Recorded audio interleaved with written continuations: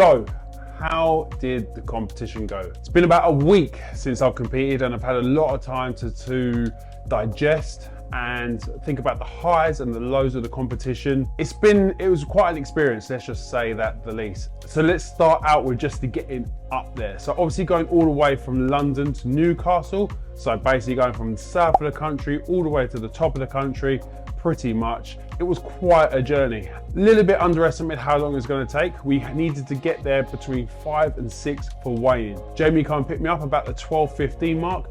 And by the time we kind of got going, there was traffic to be expected leaving London on a Friday evening, but didn't quite think of that. Anyway, you could definitely tell the transition kind of when we went from south to Midlands to north, the weather just deteriorated.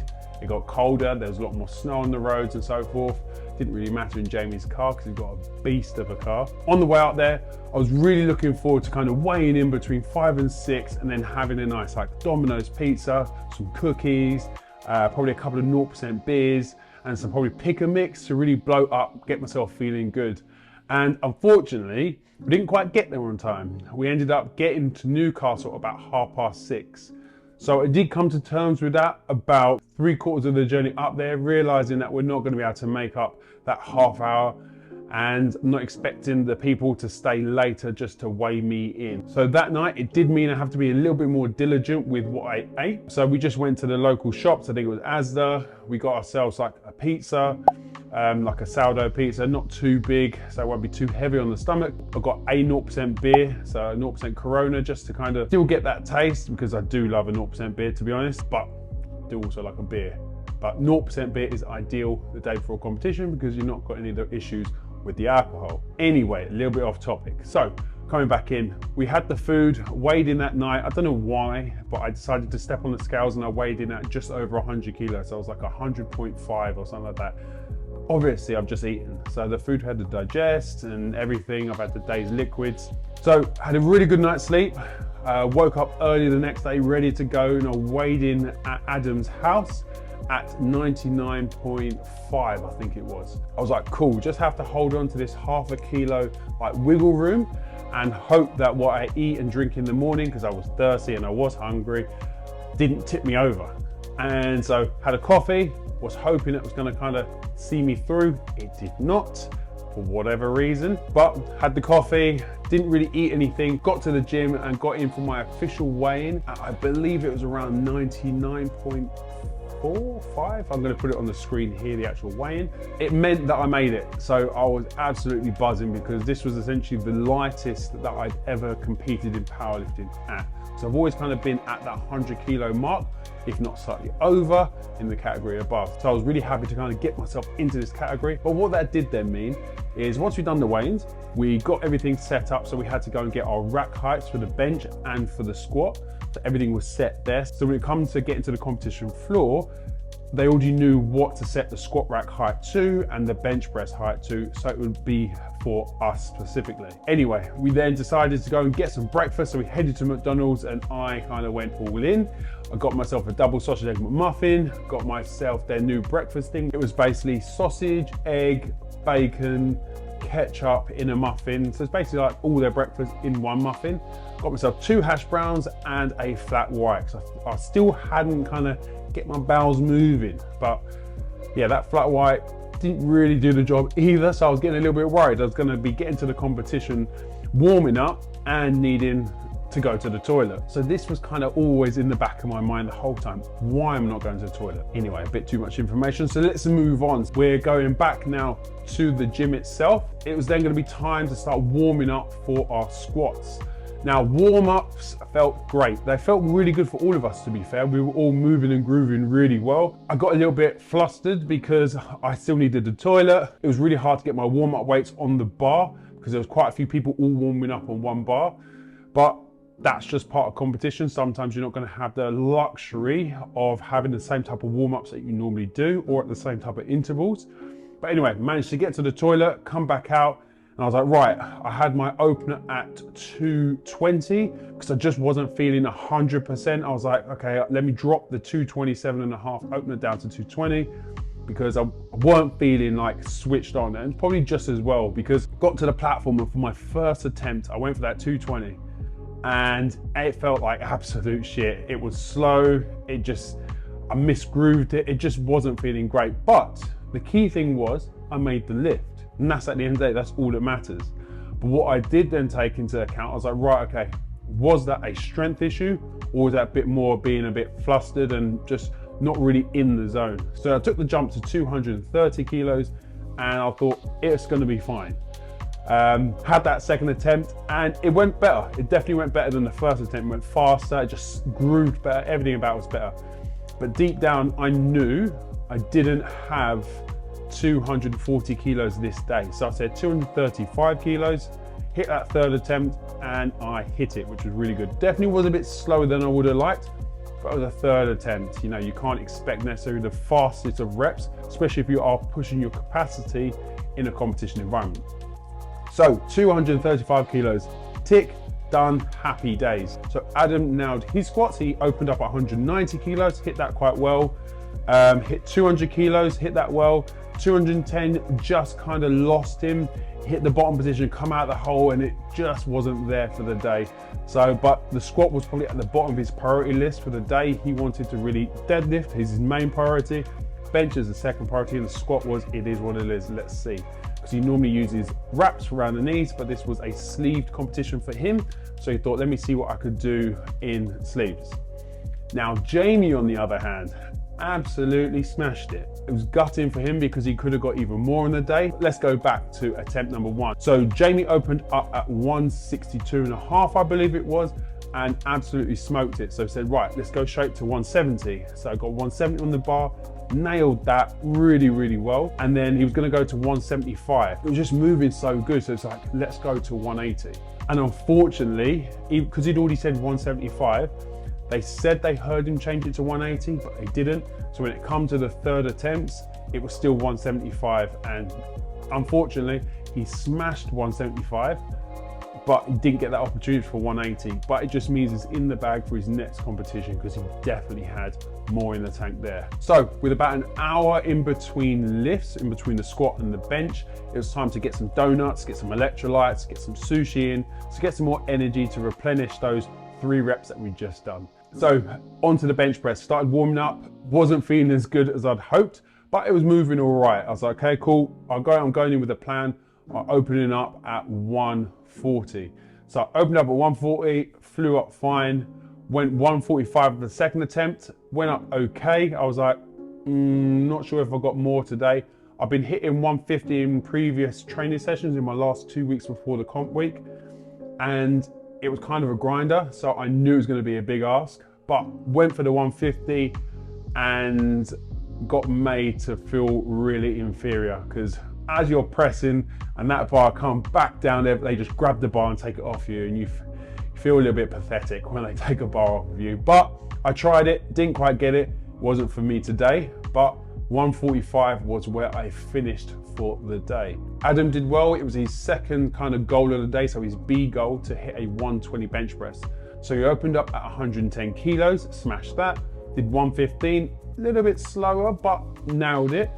And he didn't see the point in going to 117 because that's what he's hit before, or 117.5 kilos. So he hit that before. So he jumped straight to 120, which was the plan all along. And unfortunately, just wasn't there that day. So not the greatest of result there, but he did hit a really good 115 kilos. Now, Jamie warmed up really well. So we opened him up at 105 kilos instead of 100 kilos as planned. So he nailed that 105 kilos. He then went 110 kilos for his second attempt, which he's hit before in training, and unfortunately missed it, and then went for it again on the third attempt, and unfortunately missed it again. But he did finish off at the 105 kilos, which was a match in his previous comp PB. So this is his second ever competition. So now there's a little bit more of a break in between the bench press and the deadlift. So that meant more donuts, more electrolytes. Now we've added in some brownies and some flapjacks, which was just what I wanted. More energy for those extra 3 reps I've now done. So 6 total reps I've competed at for the day. I'm now going on for my final 3 reps of the day. So the deadlift has been probably feeling the worst this whole prep. Now, not because of anything that I programmed per se, but more the fact that it was the session that I would miss. Now, over the 10-week prep that I did, I hit 9 out of 10 squat and bench sessions. So in the same day, the strength one, I nailed those. The deadlift one, I probably hit about 4 to 5 of the sessions out of the 10 sessions, because I wanted to keep running and I wanted to keep cycling. And I was prioritizing running and cycling over deadlifting. Now that sounds foolish when you're prepping for a powerlifting competition, and in hindsight, probably was. But where my head was I really wanted to improve my base, ready for next year's endurance-based goals. So I wasn't thinking about the immediate goal right now. I was thinking too much in the future. And that meant I hindered what I could do in the present.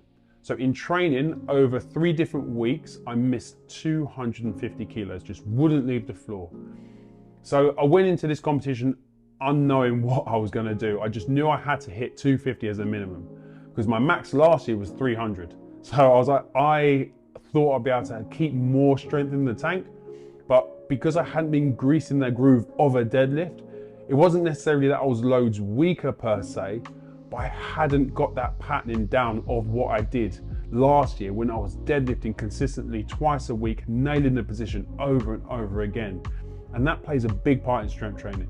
Yes, you need to still lift the weights to get stronger, but part of it is making sure you've done the reps to grease the groove of how to execute the lift. Now, I can deadlift, but when you're starting to get to that high weight or your high percentages, the little positional changes that you might not be able to necessarily access make a big difference of if you get a lift or not. So enough excuses, let's go down to what actually happened. 240 kilos, opened with it, and it flew up. I was like, okay, that felt better than any training 240 kilos. Went to 250, hit 250, it flew up again. So I was like, okay, here we go. I'm gonna go Billy Big Balls here, jump straight to 270.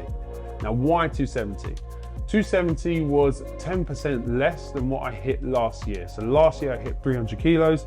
So I thought 10% less than that is 270 kilos, because it's a 30 kilo difference.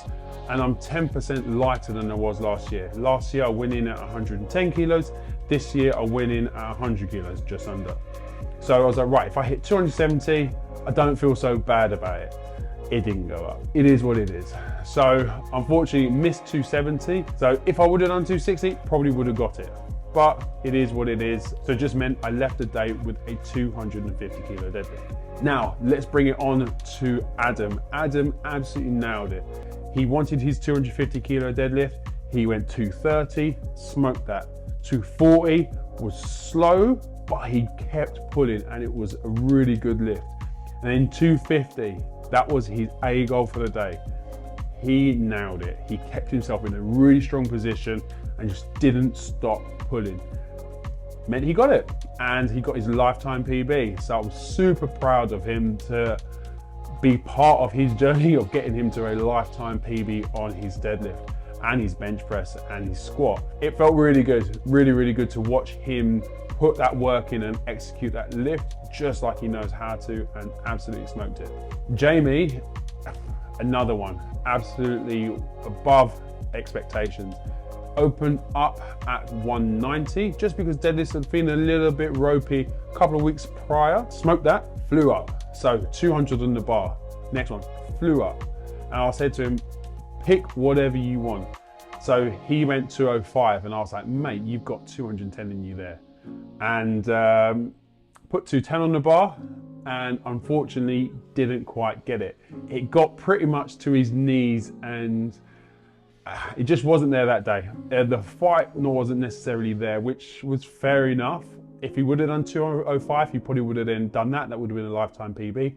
So I felt a little bit bad, but it just meant that 210 is his next time. So super proud of him and his journey, as his across the board strength is just, it's been a beautiful thing to watch, especially as his coach, friends.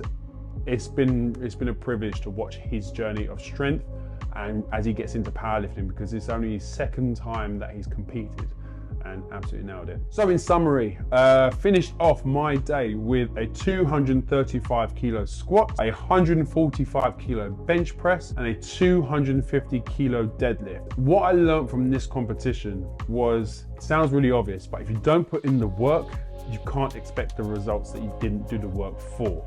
I've said that in previous videos, and doing something like this was a real humbling experience for me, because I realized I'm not better than progressive overload.